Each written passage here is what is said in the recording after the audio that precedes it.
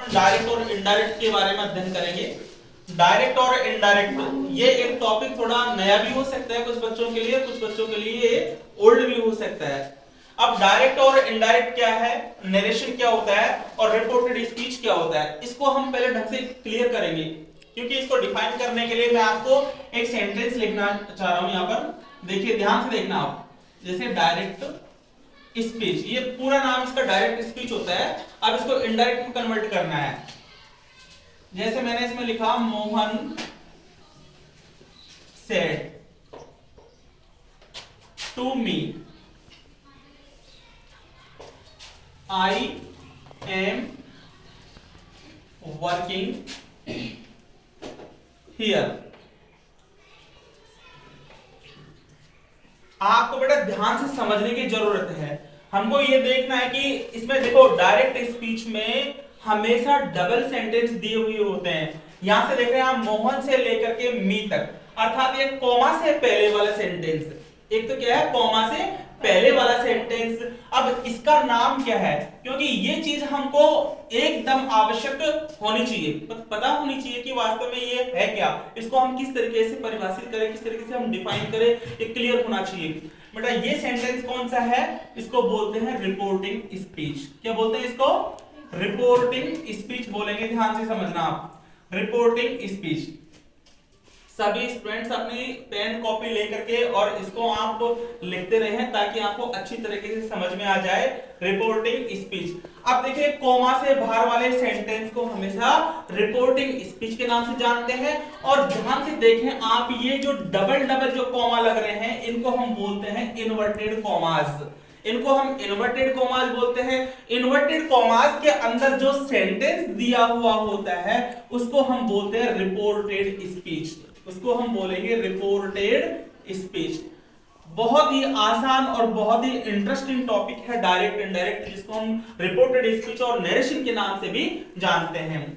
अब करना क्या है, बोर्ड परीक्षा में ये दे दिया जाता है, बोर्ड की परीक्षा में भी आते हैं और आपके लोकल परीक्षा में भी आते हैं। इसके अलावा ये कंपटीशन के एग्जाम में भी बहुत प्रश्न के पूछे जाते हैं। बैंक में है या फिर आप LIC की भी कोई कंपटीशन देते हो या इंटेलिजेंस ब्यूरो की देते हो, उसमें इस तरह के बहुत सारे क्वेश्चन पूछे जाते हैं। ध्यान से देखें आप। अब देखिए बेटा, मैं इनडायरेक्ट स्पीच यहां पर लिखता हूं। इसको बनाने की मेथड है वो आगे आएगी। फिलहाल मैं आपको केवल ये समझा रहा हूं कि डायरेक्ट इनडायरेक्ट होते क्या है। अब ये तो मैंने सेंटेंस आपको लिख दिया है कि डायरेक्ट स्पीच के हमेशा दो भाग होते हैं। पहला भाग होता है रिपोर्टिंग स्पीच, दूसरा भाग होता है रिपोर्टेड स्पीच। जो कॉमा से बाहर वाला होता है वो रिपोर्टिंग स्पीच के नाम से जाना जाता है। जो इन्वर्टेड कॉमास के अंदर होता है वो रिपोर्टेड स्पीच कहलाता है। रिपोर्टिंग और रिपोर्टेड दोनों अलग अलग है। इतना समझने के बाद में मैं आपको एक बात और बताना चाहूंगा कि डायरेक्ट स्पीच किसे कहते हैं। जब वक्ता के कथन को बिना किसी परिवर्तन के ज्यों का त्यों बोल दिया जाए उसे हम डायरेक्ट स्पीच कहते हैं। फिर से सुन लीजिए, जब वक्ता, वक्ता का मतलब बोलने वाला, स्पीकर, जब वक्ता के कथन को बिना किसी परिवर्तन के ज्यों का त्यों बोल दिया जाए उसको हम डायरेक्ट स्पीच कहते हैं। जबकि इनडायरेक्ट स्पीच में क्या होता है, जब वक्ता के कथन में कुछ आवश्यक परिवर्तन करके बोला जाए तो उसे हम इनडायरेक्ट स्पीच या अप्रत्यक्ष कथन कहते हैं।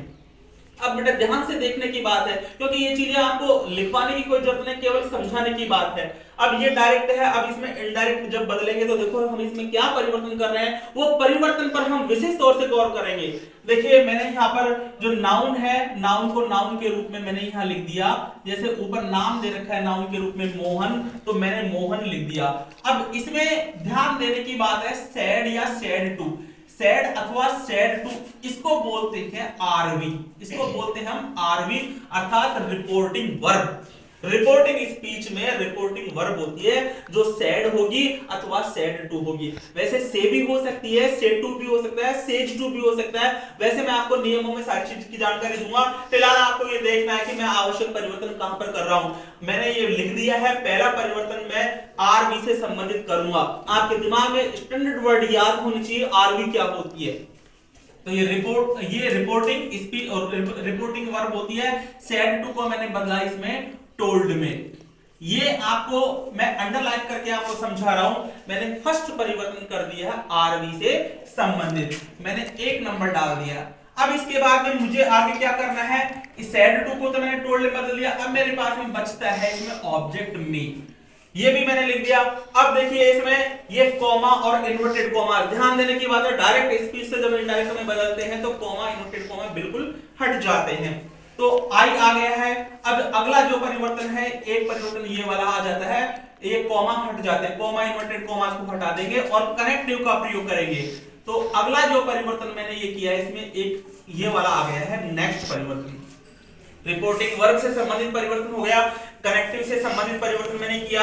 अब मैं आगे कर रहा हूं जो सब्जेक्ट, अर्थात जो रिपोर्टेड स्पीच का जो सब्जेक्ट होता है, वो सब्जेक्ट में भी परिवर्तन किया जाता है यदि वो नियम के दायरे में आता है। आई, तो आई फर्स्ट पर्सन प्रोनाउन है, आगे मैं नियमों में समझाऊंगा। इसको मैं बदलूंगा according to first person according to subject. Subject इसमें मोहन है, मैंने यहां पर कर दिया ही कर दिया। ही करने के बाद में यहाँ ईजेएमआर को मैंने वाज वर्ब में, अर्थात यहाँ वाज लग जाएगी। इसके बाद में वर्किंग और हेयर का मैंने देयर में कर दिया है। तो इस तरीके से मैंने इसमें जो परिवर्तन किया है, एक परिवर्तन इसमें ये हो गया 3rd नंबर का, 4th नंबर का परिवर्तन ये हो गया और 5th नंबर का परिवर्तन इसमें ये वाला हो गया।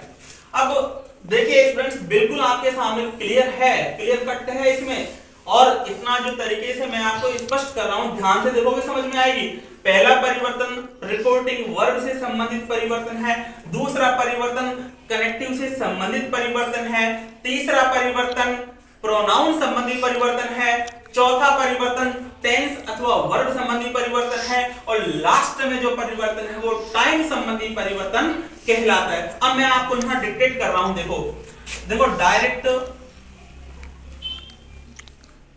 स्पीच को इनडायरेक्ट स्पीच में बदलने हेतु आवश्यक परिवर्तन, ये बेटा आपको ध्यान में रखना है कि जब डायरेक्ट को जब हम इनडायरेक्ट स्पीच में बदलेंगे तो उसके आवश्यक परिवर्तन कौन कौन से होंगे, ये आपके दिमाग में रहना बहुत जरूरी है। यदि ये नहीं रहे तो फिर तो कोई मतलब ही नहीं है। अब आपके सामने एग्जाम्पल मैंने दिया है, डायरेक्ट को जब इनडायरेक्ट में बदले हैं तो पहला जो आवश्यक हमारा जो परिवर्तन हो गया वो है रिपोर्टिंग वर्ब संबंधित परिवर्तन। पहला परिवर्तन हो गया रिपोर्टिंग वर्ब संबंधित परिवर्तन। पहला परिवर्तन है, बहुत ही इंपॉर्टेंट है रिपोर्टिंग वर्ब से संबंधित परिवर्तन। आगे चल करके हम इसके बारे में पूरे टेबल के रूप में इसको हम पढ़ेंगे। सेकंड जो हमारा परिवर्तन हुआ वो है कनेक्टिव संबंधी परिवर्तन। कनेक्टिव संबंधी कनेक्टिव कह सकते हैं, कंजंक्शन कह सकते हैं इसको, संबंधी परिवर्तन। तीसरा जो इसका जो परिवर्तन है बेटा, प्रोनाउन संबंधी परिवर्तन। प्रोनाउन संबंधी परिवर्तन। चौथा इसका जो परिवर्तन होगा टेंस या वर्ब संबंधी परिवर्तन। टेंस अथवा वर्ब संबंधी परिवर्तन। और पांचवा जो परिवर्तन होता है वो टाइम संबंधी परिवर्तन कहलाता है। टाइम संबंधित परिवर्तन। तो इस तरीके से बेटा आपने ध्यान से देखा है। देखिए हमने यहां पर जो आवश्यक परिवर्तन किए हैं, रिपोर्टिंग वर्ब संबंधित परिवर्तन, करेक्टिव अथवा कंजंक्शन संबंधी परिवर्तन, प्रोनाउन संबंधी परिवर्तन, टेंस अथवा वर्ब संबंधी परिवर्तन और टाइम संबंधी परिवर्तन। इस तरीके से डायरेक्ट स्पीच को इनडायरेक्ट स्पीच में बदलने के लिए महत्वपूर्ण परिवर्तन है। लेकिन मैं आपको इतना बता देना चाहूंगा कि हमेशा पांचों के पांचों परिवर्तन हो भी सकते हैं अथवा इससे कम भी परिवर्तन हो सकते हैं।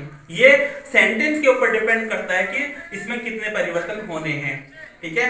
लेकिन अब इसमें देखो कनेक्टिव संबंधी परिवर्तन सब में होता है, रिपोर्टिंग वर्ब संबंधी परिवर्तन ये यथावत भी रह सकती है, चेंज भी हो सकती है, लेकिन करना पड़ता है। प्रोनाउन संबंधी परिवर्तन ये भी जरूरी है। टेंस संबंधी परिवर्तन, अक्सर टाइम संबंधी जो परिवर्तन होता है ये कुछ में होता है कुछ में नहीं होता है, वो मैं आपको लिखवाऊंगा, उस हिसाब से आपको क्लियर हो जाएगा कि इसमें कौन कौन से परिवर्तन करना जरूरी है। इस तरीके से ये बिल्कुल स्पष्ट हो गया है कि डायरेक्ट और इनडायरेक्ट स्पीच में आप फर्क महसूस कर चुके हैं। अब हाँ, एक चीज के बारे में और मैं बताऊंगा, जो नरेशन को बेटा हिंदी में कथन बोलते हैं। नरेशन को क्या बोलते हैं? कथन। अब जो स्पीकर कौन है? मोहन ने मुझसे कहा है, ये इसका कथन हो गया, आई एम वर्किंग हियर। ये क्या है? कथन। अब कथन को आप स्पीच भी कह सकते हो, कथन को आप नरेशन भी कह सकते हो, ठीक है। और रिपोर्टेड स्पीच, अब इसका ये नाम दिया रिपोर्टेड का मतलब होता है जो मतलब एक तरीके से रिपोर्ट किया है। रिपोर्ट किसने किया? मोहन ने मुझे रिपोर्ट किया, मतलब मुझे सूचित किया है, और उसने ये सूचना दी है कि आई एम वर्किंग हियर, मैं यहाँ पर काम कर रहा हूं। तो इसको हम रिपोर्टेड स्पीच के नाम से भी जानते हैं। और आपको एक चीज और मैं बता दूं, हमेशा ध्यान देना, जो मेन परिवर्तन आपसे कोई पूछ ले कि डायरेक्ट इनडायरेक्ट में जो हम जो भी रूल्स चेंज करते हैं, तो सबसे महत्वपूर्ण परिवर्तन किसमें होते हैं? तो ध्यान देना, सबसे महत्वपूर्ण परिवर्तन होते हैं रिपोर्टेड स्पीच से संबंधित परिवर्तन। जो रिपोर्टेड स्पीच में कौन कौन से परिवर्तन होते हैं, मैं आपको इतना और बता दूं। रिपोर्टेड स्पीच में बेटा प्रोनाउन संबंधी परिवर्तन, टाइम और टेंस संबंधी परिवर्तन और टाइम संबंधी परिवर्तन, 3 परिवर्तन रिपोर्टेड स्पीच में होते हैं। आप ध्यान से सुन लो इस चीज को। रिपोर्टेड स्पीच में कितने परिवर्तन होंगे? 3 परिवर्तन।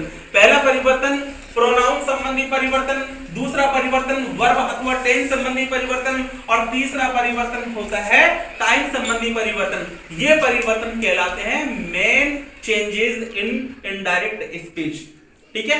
बाकी के जो परिवर्तन है, ये दोनों परिवर्तन है, ये रिपोर्टिंग वर्ब और कनेक्टिव संबंधी परिवर्तन, ये गौण परिवर्तन होते तो हैं लेकिन गौण होते हैं। मुख्य परिवर्तन तो रिपोर्टेड स्पीच के ही होते हैं। इस तरीके से ये बिल्कुल आपका क्लियर हो गया। अब आगे हम बढ़ते हैं। डायरेक्ट से इनडायरेक्ट स्पीच में बदलने के लिए कुछ आवश्यक परिवर्तन करेंगे, तो हमारे पास में इसकी कोई सारणी या कोई नियम होने चाहिए। इसके गोल्डन रूल्स कौन कौन से देखिए आप। देखिए बेटा, ये सारणी है पूरी तरीके से आरवी और कनेक्टिव से संबंधित है। आरवी का मतलब रिपोर्टिंग वर्ब व कनेक्टिव से संबंधित परिवर्तन। जितने भी परिवर्तन होंगे वो सब कुछ मैं इसमें बताने वाला हूं आपको। देखिए, पहला जो परिवर्तन आप लोग कर रहे हैं वो आरवी से संबंध करेगा। डायरेक्ट स्पीच में हमको जैसे मान लीजिए कभी आ जाए से, आ जाए, क्या आ गया इसमें? से आ गया, तो ध्यान देना स्टूडेंट्स, से को से में ही रखते हैं, कोई परिवर्तन हम नहीं करते हैं। से का से में ही रहता है, कोई भी परिवर्तन नहीं होगा। अब मान लीजिए इसके अलावा कभी आ जाए सेज टू आ जाए, तो सेज टू को ध्यान देना, हम सेज टू को बदल देंगे बेटा टेल्स में, TELLS।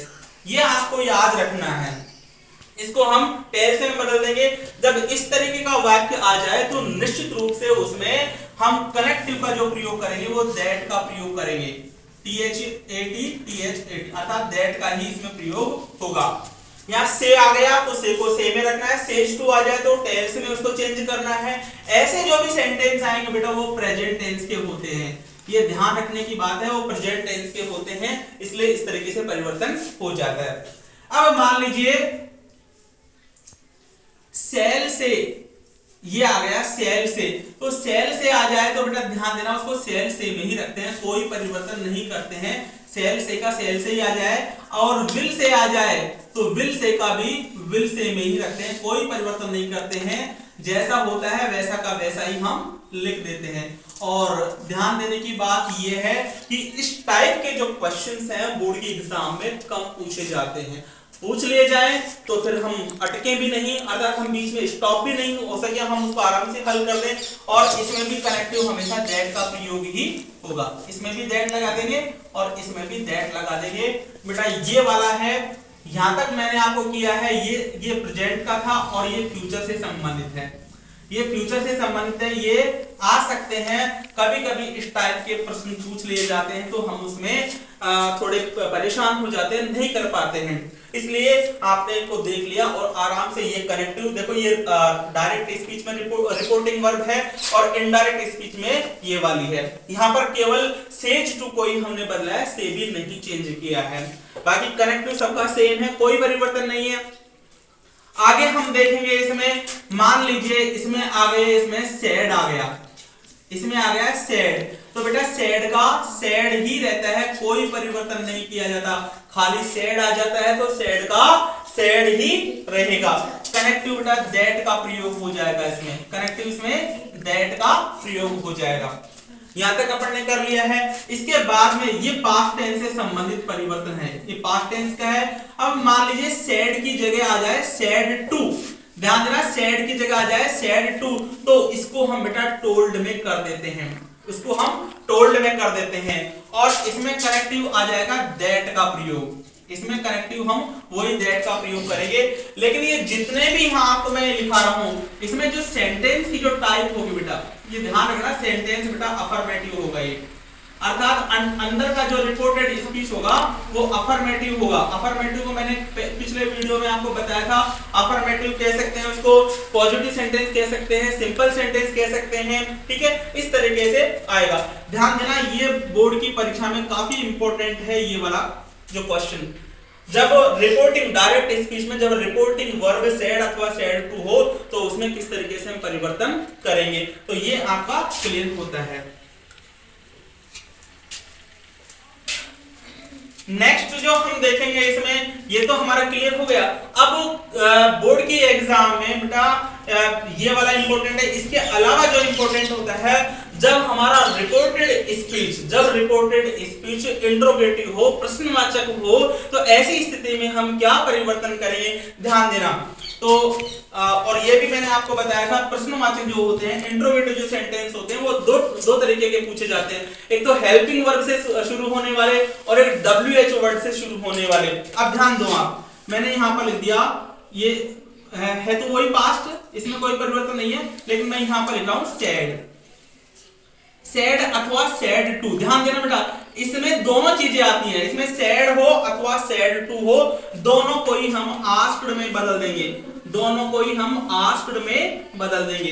ये ध्यान देने की बात है, सेड हो अथवा सेड टू हो, दोनों को ही हम आस्क्ड में बदल देते हैं। और कनेक्टिव के रूप में बेटा हम इफ का प्रयोग करते हैं या फिर वेदर का प्रयोग करते हैं, इफ अथवा वेदर। ये ध्यान देने की बात यह है कि आपको याद ही करना पड़ेगा, बिना याद किए तो कुछ भी नहीं कर पाओगे आप बार बार आप वीडियो देख करके इनको आप समझें, कॉपी में लिखें और फिर रेडी करें, तो आपको ये अच्छी तरीके से समझ में आएगा। सेड अथवा सेड टू को आस्क्ड में कब बदलते हैं, जब हमारा सेंटेंस इंट्रोगेटिव हो। मैं बेटा सेंटेंस की टाइप में लिख देता हूं, सेंटेंस टाइप में ये इसको हम रिपोर्टेड स्पीच भी कह सकते हैं, इसको हम रिपोर्टेड स्पीच भी कह सकते हैं, अर्थात अंदर वाला वाक्य। रिपोर्टेड स्पीच का मतलब अंदर वाला वाक्य, जो इन्वर्टेड कॉमास के अंदर होता है वो रिपोर्टेड स्पीच होता है। एक होता है रिपोर्टिंग स्पीच, उसको बाहर वाला वाक्य बोलते हैं। तो इसमें आपको लिखना है जब रिपोर्टेड स्पीच वाला सेंटेंस HV से शुरू हो और लास्ट में बेटा प्रश्नवाचक चिन्ह हो। लिखा हुआ है जब रिपोर्टिंग स्पीच वाला सेंटेंस हेल्पिंग वर्ब से शुरू हो, लास्ट में साइन ऑफ इंट्रोगेशन लगा हुआ हो, अर्थात ये इंट्रोगेटिव सेंटेंस में ऐसा होता है। किसमें होता है? इंट्रोगेटिव सेंटेंस में। और ये भी मैं आपको बार बार बता रहा हूं बेटा, जो इंट्रोगेटिव सेंटेंस दो प्रकार के होते हैं, एक तो हेल्पिंग वर्ब से शुरू होता है, एक WH वर्ड से शुरू होता है। ये लिख दिया। अब इसी को मान लीजिए ये वाला हो गया, और सेड या सेड टू को आस्क्ड में देखो दूसरा है, मान लीजिए सेड अथवा सेड टू, ये भी मैंने लिख दिया सेड अथवा सेड टू। इसको हम किस में बदलेंगे? वही आस्क्ड में बदलेंगे। लेकिन ध्यान देना, इसका जो कनेक्टिव क्या होगा, इसका कनेक्टिव होगा बेटा WH वर्ड। WH वर्ड को स्मॉल करके लिखें, WH वर्ड को स्मॉल करके लिखें।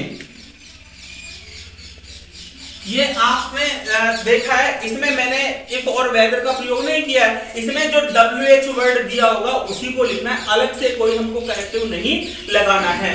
तो अब इसमें देखो, इसमें मैं नोट डाल रहा हूं, जब RS में sentence WH word interrogative, WH interrogative वाला हो, तो जब RS का मतलब होता है रिपोर्टेड स्पीच। जब रिपोर्टेड स्पीच का सेंटेंस WH वर्ड से शुरू होगा तो उसमें बेटा कनेक्टिव WH वर्ड को ही लिखा जाता है। जैसे हु आ गया तो हु का हु लिखा जाएगा, विच आ गया तो विच का विच लिखेंगे, वैन आ गया तो वैन का वैन लिखेंगे, वाई आ गया तो वाई का वाई लिख देंगे, तो उसमें कोई परिवर्तन नहीं होगा। इस तरीके से ये कनेक्टिव संबंधी, ये मैंने आपको जो टेबल लिखाई है ये बेटा काफी इंपॉर्टेंट है, ये भी बहुत मोस्ट इंपॉर्टेंट है बोर्ड की परीक्षा की दृष्टि से, ये वाली और ये वाली। इसके अलावा हम इंपरेटिव सेंटेंस की भी करेंगे, इंपरेटिव और ऑब्जेक्टिव सेंटेंस की भी करेंगे। इसके बाद में जैसे आप इसको लिखेंगे, लिखने के बाद में वापस आपको टेबल में हम बताएंगे और ये कंप्लीट हो जाएगी। बेटा रूल्स बहुत होते हैं इसके। तक हमने किया था, इंट्रोगेटिव तक हमने कर लिया था। इंट्रोगेटिव का मतलब मैंने आपको बता दिया, दो तरीके से शुरू होते हैं, हेल्पिंग वर्ब से शुरू होते हैं और WH वर्ड से शुरू होते हैं। ये बोर्ड की परीक्षा में 100% आएगा, आप अभी नोट कर लीजिए इसे। अगला जो है मैं आपको बताऊंगा इंपरेटिव सेंटेंस। बेटा इंपरेटिव सेंटेंस देखो पैसिव वॉइस में भी आए हैं, अब फिर डायरेक्ट लेटर में आ गया। अब इंपरेटिव सेंटेंस कौन से होते हैं? आदेशात्मक वाक्य कहलाते हैं। ये 4 तरीके स्टार्ट होते हैं। देखो वर्ब की फर्स्ट फॉर्म से शुरू हो सकते हैं, डू अथवा डोंट से शुरू होते हैं, वर्ब की फर्स्ट फॉर्म से शुरू, डोंट से शुरू, और इसके अलावा प्लीज काइंडली वाले वाक्य हो सकते हैं और एक लेट वाले होते हैं। तो ध्यान दो इनको हम किस तरीके से बनाते हैं। देखिए जब मान लीजिए सैड आ जाए, ध्यान देना बेटा, सैड अथवा सैड टू, सैड अथवा सैड टू आ जाए और सेंटेंस हमारा होगा इंपरेटिव। सेंटेंस हमारा होगा बेटा इंपरेटिव। इंपरेटिव, इंपरेटिव का मतलब होता है बेटा आदेशात्मक वाक्य। आदेशात्मक वाक्य मैं आपको बता चुका हूं, इसके बारे में ज्यादा और नहीं बताऊंगा। तो सैड अथवा सैड टू इंपरेटिव वाला हो गया। इसमें आप रिपोर्टिंग वर्ब को कैसे बदलोगे? ध्यान देना, इसमें रिपोर्टिंग वर्ब को आप बदल सकते हो बेटा जब आपको ऐसा लगे कि इसमें ऑर्डर दिया जा रहा है। ठीक है, जब वर्ब की फर्स्ट फॉर्म से शुरू हो रहा है अथवा डॉन से शुरू हो रहा है और आपको लग रहा है ऑर्डर से शुरू हो रहा है, अर्थात इसमें ऑर्डर का भाव है, तो इसमें ऑर्डर्ड कर दो। ध्यान देना, इसमें जो बच्चे सिंसियरिटी से देखेंगे ना वो ही लोग समझ पाएंगे। बेटा आपको जब रिपोर्टेड स्पीच में जब ऑर्डर का भाव महसूस हो रहा है तो आप इसको क्या करेंगे, इसको ऑर्डर्ड में चेंज कर देंगे, सैड अथवा सैड टू को। आपको लग रहा है अरे इसमें तो सलाह दी जा रही है तो आप उसको बेटा एडवाइज्ड में चेंज कर देंगे। एडवाइज्ड की इनकी स्पेलिंग में कोई गलती मत करना बेटा। यदि आपको लग रहा है इसमें सुझाव दिया जा रहा है तो इसको सैड अथवा सैड टू को सजेस्टेड में बदल दो, सैड अथवा सजेस्टेड में बदल दो। ऑर्डर्ड हो गया, एडवाइज्ड हो गया, सजेस्टेड हो गया।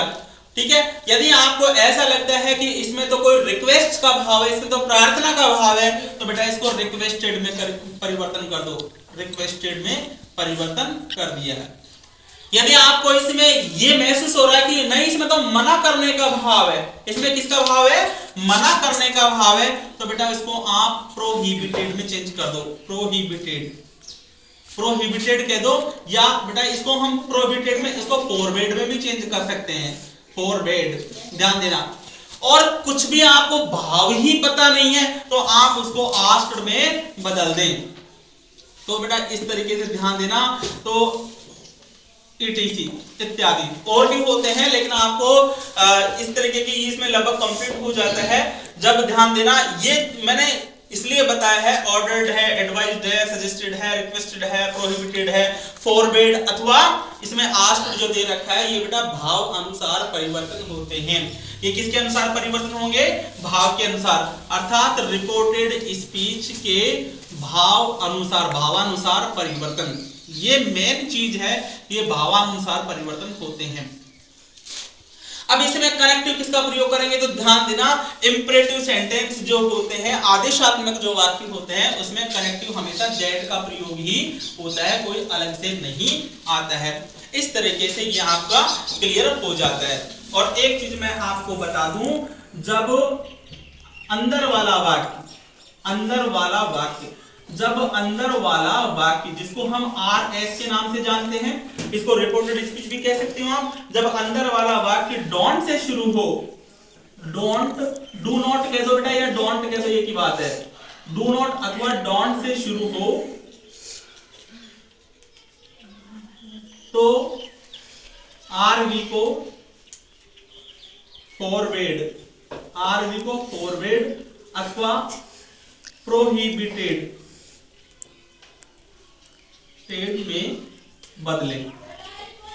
ये मैंने आपको अभी लिख दिया है, जब अंदर वाला वाक्य डू नॉट अथवा डोंट से शुरू हो तो आरवी को फॉरवर्ड अथवा प्रोहिबिटेड में बदल दें। ठीक है, ये ध्यान देना आप। और आपको जब जैसे पेपर में दिया हुआ है उसमें सर आ गया, मैडम आ गया, प्लीज अथवा काइंडली आ गया, बेटा ये होते हैं हमेशा रिक्वेस्ट वाले शब्द होते हैं, इसको प्रार्थना सूचक शब्द कहते हैं। और ऐसी जो सेड या सेड टू जो रिपोर्टिंग वर्ब होती है उसको हम रिक्वेस्टेड में बदल देते हैं। मैं आपको बोल करके समझा रहा हूँ, सारी चीजें यहाँ लिखी नहीं जा सकती। जब अंदर वाले वाक्य में सर हो, मैडम हो, प्लीज अथवा काइंडली हो तो सेड अथवा सेड टू को रिक्वेस्टेड में बदलेंगे। ठीक है, जब अंदर वाले वाक्य की शुरुआत में डू नॉट अथवा डोंट आ गया, डू नॉट अथवा डोंट आ गया, डू नॉट अंदर वाला वाक्य में बेटा डू नॉट अथवा डोंट आ गया तो फॉरवर्ड में बदलेंगे अथवा प्रोहिबिटेड में बदलेंगे। लेकिन स्पेलिंग मिस्टेक न हो इसलिए हम सजेस्ट करते हैं बच्चों को आप फॉरवर्ड में बदल दें। और ध्यान देना, अंदर वाले वाक्य में डोंट हट जाता है। ये चीजें मैं कब बताऊंगा, जब आपको सेंटेंस बदलना सिखाऊंगा तब। अभी तो फिलहाल आप इतना देख लें। तो बेटा ये इंपरेटिव सेंटेंस वाले हो गए, इंट्रोगेटिव वाले हो गए। अब मैं आपको बताना चाहूंगा ऑप्टेटिव वाले वाक्य, ऑप्टेटिव सेंटेंस। बेटा ऑप्टेटिव सेंटेंस कौन से होते हैं? इच्छा बोधक वाक्य। कौन से वाक्य होंगे? इच्छा बोधक वाक्य, इच्छा बोधक वाक्य। अब इनके भी कभी कभी है ना जो आपसे डायरेक्ट इनडायरेक्ट बनवा लिए जाते हैं। अब देखिए इच्छा बोधक वाले वाक्य में क्या आ गया, जैसे मान लीजिए सैड अथवा सैड टू आ गया, सैड अथवा सैड टू आ गया, तो इसको बदलने के लिए ध्यान देना ये भी भावानुसार परिवर्तन होगा। इसमें जैसे मान लीजिए इसमें आ गया जैसे विश्ड में बदल सकते हो आप, प्रेड में बदल सकते हो, विश्ड प्रेड, ब्लेस्ड में बदल सकते हो उसको, ब्लेस्ड। और अगला है इसमें कर्स्ड। अब ध्यान दो आप बेटा, ऑप्टेटिव सेंटेंस की पहचान क्या होती है? ऑप्टेटिव सेंटेंस की जो पहचान हमेशा ये में से शुरू होते हैं। ध्यान देने की बात है, ऑप्टेटिव सेंटेंस में ये हमेशा में से शुरू होते हैं, में से शुरू होने वाले वाक्य, में से शुरू होने वाले वाक्य। और लास्ट में बेटा साइन ऑफ एक्सक्लेमेशन, लास्ट में ये चिन्ह लगा रहेगा, ऐसा चिन्ह देखो, ऐसा चिन्ह लगा हुआ है, इसको हम विस्मयादि बोधक चिन्ह के नाम से भी जानते हैं। ये साइन ऑफ एक्सक्लेमेशन आएगा, ये में से शुरू होने वाले वाक्य है। जब ध्यान देना अंदर का वाक्य में से शुरू है और ये वाला निशान जब आ गया ना तो समझ लीजिए ये इच्छा बोधक वाक्य ऑप्टेटिव सेंटेंस है। इसमें सैड अथवा सैड टू को या तो विश्ड में बदलें, यदि हम किसी को विश कर रहे हैं, जैसे हम दीपावली विश कर रहे हैं या किसी को बर्थडे विश कर रहे हैं या किसी को मैरिज एनिवर्सरी विश कर रहे हैं तो वहां पर विश्ड में ही आएगा। मान लीजिए कोई बड़ा बूढ़ा आदमी है, कोई संत महात्मा है, तो वो हमको क्या देगा? आशीर्वाद, तो हम सैड या सैड टू को ब्लेस्ड में चेंज कर देंगे। मान लीजिए कोई व्यक्ति है वो हमारे लिए प्रार्थना कर रहा है कि ये व्यक्ति सफल हो, तो वहां उसको हम प्रेड में बदल देते हैं, सैड या सैड टू को। और मान लीजिए कोई हमको बद्दुआ दे रहा है, ठीक है, तो हम उसको कष्ट में, अभिशाप देना जिसको बोलते हैं वो कष्ट में। तो विष्ट का मतलब होता है शुभकामना देना, प्रेड का मतलब प्रार्थना करना होता है, ब्लेस्ड का मतलब आशीर्वाद देना और कष्ट का मतलब अभिशाप देना। तो बेटा इस तरीके से सैड अथवा सैड टू को आप बदल देंगे। ये भी ध्यान देना आर एस के भावानुसार, आर एस के भाव अनुसार, भाव अनुसार बोलते हैं भावानुसार के, तो एक ही बात है, भावानुसार बदलें। तो इस तरीके से आप इसको बदल सकते हो। और बेटा इसमें कनेक्टिव का प्रयोग होगा वो दैट ही होगा, इसमें कनेक्टिव और कुछ नहीं लगेगा, सिर्फ दैट लगेगा। तो इस तरीके से आपके ऑब्जेक्टिव सेंटेंस भी कंप्लीट हो गया, इंपरेटिव भी हो गया। अब एक एक्सक्लेमेटरी सेंटेंस है वो मैं लिखूंगा, फिलहाल आप इसको लिख लें। एक और रह गया आपका, वो रह गया exclamatory sentence. The exclamatory sentence क्या होता है वो देखना। सेंटेंस के टाइप में मैं पहले लिख देता हूं EXCLAMATORY, एक्सक्लेमेटरी सेंटेंस। इनको बोलते हैं बेटा विस्मयादि बोधक वाक्य। हिंदी में इनको बोलते हैं विस्मयादि बोधक वाक्य। मैं इसमें लिख देता हूं विस्मयादि बोधक वाक्य। विस्मयादि बोधक वाक्य होते कौन से हैं मैं आपको अभी बता देता हूं। ये होते हैं बेटा एक तरीके से जब हमारी सडन फीलिंग्स को व्यक्त करने वाले सेंटेंस होते हैं। सडन फीलिंग्स में वो बेटा दुख की भी हो सकती है, अरे जैसे मोहन के पिताजी अभी इस दुनिया में नहीं रहे, तो ठीक है। तो ऐसे सेंटेंस क्या अचानक अपने भावों को अभिव्यक्त करने का तरीका है। जैसे मान लीजिए अचानक, जैसे मान लीजिए आपने आरएस की एग्जाम दी और फाइनल रिजल्ट आ गया, तो हम क्या कहेंगे, hurray we have cleared RS examination, मैं आरएस एग्जामिनेशन क्लियर कर चुका हूं। तो वहां पर खुशी के भाव होते हैं, ठीक है। तो जब सुख दुख और आश्चर्य, इसमें तीन तरीके के सेंस आते हैं, सुख दुख आश्चर्य, सुख दुख आश्चर्य। तो इसमें सुख, सुख को बेटा हर्ष भी कह सकते हैं, सुख हो गया, एक हो गया दुख और एक हो गया बेटा आश्चर्य। तो सुख दुख और आश्चर्य वाले जो भी सेंटेंस होते हैं वो एक्सक्लेमेटरी सेंटेंस के अंतर्गत आते हैं। अब इनकी पहचान मैं आपको बता दूंगा, फिलहाल आप देखें। इसमें बेटा सैड ही होती है, इसमें क्या होती है, खाली सैड होती है, खाली क्या होती है, सैड होती है। अब सैड टू को आप इनडायरेक्ट स्पीच में आरवी कैसे चेंज करेंगे। मान लीजिए इसमें आपको जब आरएस में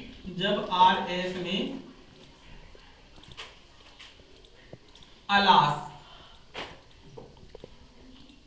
ओ ए शब्द हों, बेटा ध्यान देने की बात है। इसमें इस तरीके के शब्द होंगे, जब रिपोर्टेड स्पीच के शुरुआत में ये शब्द होंगे अलास, फिर ये विस्मयादि बोधक चिन्ह, ओ विस्मयादि बोधक चिन्ह, ए विस्मयादि बोधक चिन्ह, ये बेटा ध्यान देना दुख को प्रकट करने वाले शब्द होते हैं। ये हमेशा किसको, सोरो, अर्थात ये सोरो को प्रकट करते हैं। सोरो का मतलब होता है, सोरो कह दो या रिग्रेट कह दो, एक ही बात है, ये दुख को प्रकट करने वाले शब्द होते हैं। तो ऐसी स्थिति में सैड को हमेशा बदलते हैं एक्सक्लेम्ड विद सोरो, एक्सक्लेम्ड विद सोरो। तो बेटा ये बहुत बड़ी है, इसलिए इसमें थोड़ी सी आपको हल्की सी परेशानी आती है कि इसको हम किस में बदलें। अभी तक तो आपने देखा है किसी को हम टेल्स में बदल रहे हैं, किसी को टोल्ड में बदल रहे हैं, किसी को आस्क्ड में बदल रहे हैं, किसी को ऑर्डर्ड में बदल रहे हैं। यहाँ पर बिल्कुल सिस्टम ही अलग है। यहाँ पर सैड है, सैड को हम किस में बदल रहे हैं, एक्सक्लेम्ड विद सोरो। इसमें बेटा कुछ किताबों में रिग्रेट भी होता है, रिग्रेट, रिग्रेट का मतलब भी दुख होता है, लेकिन आपको तो एक तैयार करनी है, सोरो, ठीक है। जब रिपोर्टेड स्पीच के शुरुआत में अलास ओ और ए शब्द आ जाए, ये दुख को प्रकट करने वाले होते हैं। इसमें हमारी जो रिपोर्टिंग वर्क होती है इसको एक्सक्लेम्ड विद सोरो अथवा एक्सक्लेम्ड विद रिग्रेट में बदल दीजिए, और कनेक्टिव के तौर पर बेटा आपको वही दैट का प्रयोग करना है। पहली चीज ये हो गई आपकी। अब देखिए दूसरी चीज में इसमें क्या है, अब इसी को मैं, सेंटेंस हमारा यही चल रहा है। अब मान लीजिए सैड है, अब सैड में अब इसमें कोई मतलब प्रसन्नता वाले या दुख को, प्रसन्नता वाले या हर्ष को प्रकट करने वाले शब्द हो सकते हैं। तो ऐसी स्थिति में हम इसको बदलेंगे एक्सक्लेम्ड, एक्सक्लेम्ड विद जॉय। बेटा जो जिसमें खुशी का भाव होता है, जिसमें खुशी अथवा हर्ष का भाव होता है, उसको एक्सक्लेम्ड विद जॉय में आप चेंज कर दोगे। तो ऐसे शब्द कौन कौन से होते हैं जिसमें खुशी के भाव होते हैं, तो मैं आपको बता दूं। जैसे एक तो आ गया, जैसे हुर्रे है, ब्रेवो है, हुर्रे ब्रेवो। इसके बाद में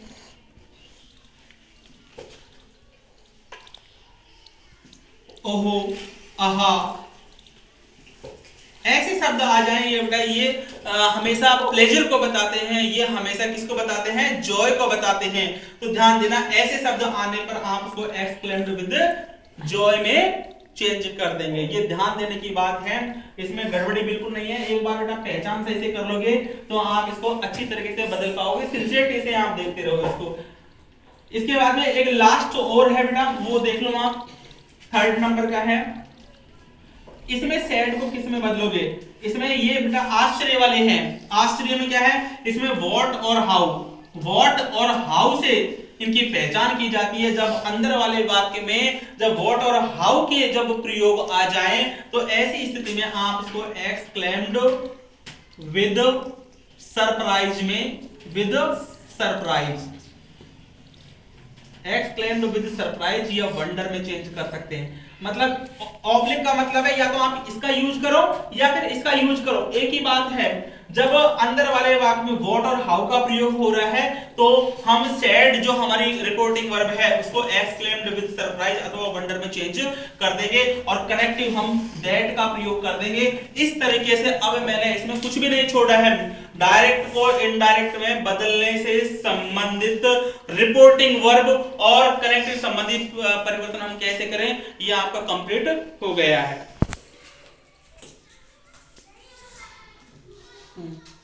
देखो बेटा प्रोनाउन संबंधी परिवर्तन देख लीजिए आप, SON इसको बोलते हैं सन, और नीचे है 1 2 3 तो सन बटा 123, इसको सन बटे 123 के नाम से जानते हैं। जनरली इसको किसके नाम से जानेंगे हम, सन बटा 123 के नाम से जानते हैं। अब इसका परिवर्तन एक बार यदि आपने समझ लिया तो बहुत अच्छी तरीके से आप कर पाओगे। S का मतलब होता है S फॉर सब्जेक्ट, पहले मैं आपको क्लियर कर देता हूं। S फॉर सब्जेक्ट होता है, O फॉर ऑब्जेक्ट होता है, O फॉर ऑब्जेक्ट, और N का मतलब होता है बेटा नो चेंज, N का मतलब होगा नो चेंज। अब एक का मतलब क्या होता है, एक का मतलब होता है बेटा फर्स्ट पर्सन प्रोनाउन, एक का मतलब होता है first person pronoun, first person pronoun, pronoun का मतलब सर्वनाम होता है। फर्स्ट पर्सन में ध्यान देना, आई वे वी की, आई वे वी की समस्त शाखाएं, समस्त शाखाएं मतलब आई वी से संबंधित जो भी चीजें होंगी। फर्स्ट पर्सन का मतलब, एक का मतलब होता है first person pronoun, first person में चाहे आई आ जाए, वी आ जाए, या आई की जैसे कोई branch I, my, me, my self वगैरह आ जाए तो आप इसको परिवर्तन कैसे करोगे। और वी का मतलब होता है we, our, us, ourselves, इससे संबंधित कहीं कुछ भी आ जाए तो वो परिवर्तन होगा। टू का मतलब होता है बेटा सेकंड पर्सन, टू का मतलब होता है second person, second person pronoun, second person pronoun, और सेकंड पर्सन में यू वे शाखाएं, यू और इसकी शाखाएं आती हैं, ध्यान देना। मतलब मेजर परिवर्तन ये है। और थ्री का मतलब बेटा मैं आपको बता दूं, थ्री का मतलब होता है थर्ड पर्सन, थ्री का मतलब होता है third person pronoun, third person pronoun. अब थर्ड पर्सन प्रोनाउन ध्यान देना, इसमें ही आ सकता है, सी आ सकता है, इट आ सकता है, दे आ सकता है, या कोई नेम आ सकता है बेटा, ध्यान देना। और शाखाएं, और इसकी समस्त शाखाएं हो सकती हैं। जब ये आ गया थर्ड पर्सन, ठीक है, अब ध्यान से देखो आप, मैंने इसको इस तरीके से क्यों लिखा है, यदि ये देखो ध्यान देना, रिपोर्टेड स्पीच का मतलब होता है अंदर वाला वाक्य, ये वाला वाक्य कौन सा होगा, अंदर वाला वाक्य, और ये वाला वाक्य होगा बाहर वाला वाक्य, बाहर वाला वाक्य। ये आपको ध्यान से देखना है, अंदर वाला वाक्य और बाहर वाला वाक्य। देखिए यदि मान लीजिए फर्स्ट पर्सन प्रोनाउन है, एक का मतलब फर्स्ट पर्सन प्रोनाउन, और फर्स्ट पर्सन प्रोनाउन में क्या आता है, आई और वी और इसकी समस्त शाखाएं, इसको आप बदलेंगे सब्जेक्ट के अनुसार, इसको हमेशा सब्जेक्ट के अनुसार बदल दिया जाता है, ठीक है। मान लीजिए ये सेकंड पर्सन आ गया, यू अथवा यू की शाखाएं आ गई, तो इसको बाहर वाले वाक्य में जो ऑब्जेक्ट दिया हुआ होता है उसके अनुसार आप परिवर्तन कर देंगे।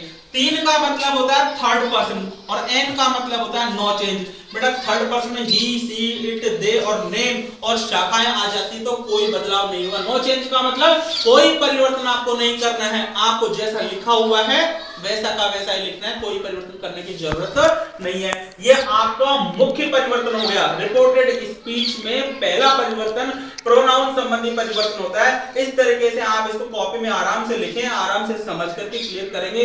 मैं आपको उदाहरण से बाद में आपको क्लियर करूंगा, ठीक है। इसको आप लिखें। हम लोग जो सेकंड इंपॉर्टेंट जो परिवर्तन है रिपोर्टेड स्पीच से संबंधित बेटा, वो है टेंस अथवा वर्ब संबंधी परिवर्तन। काफी इंपॉर्टेंट है ये। और जब तक देखिए मैं आपको फिर बता रहा हूं, हमने भी जैसे मान लीजिए आज हम आपको पढ़ा रहे हैं, तो ये निश्चित रूप से हमने भी इनको रेडी किए थे, तब जाकर के हम आज पढ़ा रहे हैं। आप लोग भी ढंग से यदि पढ़ते हो, बार बार रिपीट करते हो, तो निश्चित रूप से आप भी ये टॉपिक बहुत गंभीरता से और अच्छी तरीके से सीख सकते हैं।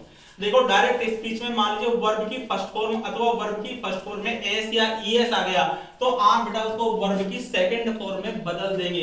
अब इतना मैं आपको क्लियर करना चाहूंगा, इतना क्लियर कर दूं कि ये प्रेजेंट टेंस से संबंधित होता है, ये प्रेजेंट इंडेफिनिट से संबंधित है। प्रेजेंट इंडेफिनिट टेंस है, मैंने आपको बताया था। प्रेजेंट इंडेफिनिट टेंस का दूसरा नाम सिंपल प्रेजेंट टेंस के नाम से भी इसको जानते हैं, ये वही है।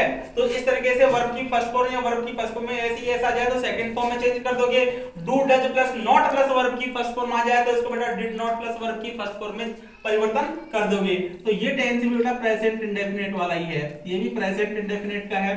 अब है is am are, is am are आ जाए तो बेटा इज एम आर ये प्रेजेंट कंटीन्यूअस टेंस का है, ये प्रेजेंट कंटीन्यूअस टेंस का है। उदाहरण में जो आपको लिखा है, तो इज एम आर आ गया तो उसको आप बेटा वाज वर्ब में चेंज कर दोगे। इतना तो आपको पता है, वाज का प्रयोग सिंगुलर के साथ में, वर्ब का प्रयोग प्लूरल के साथ में, ये आपको आता है।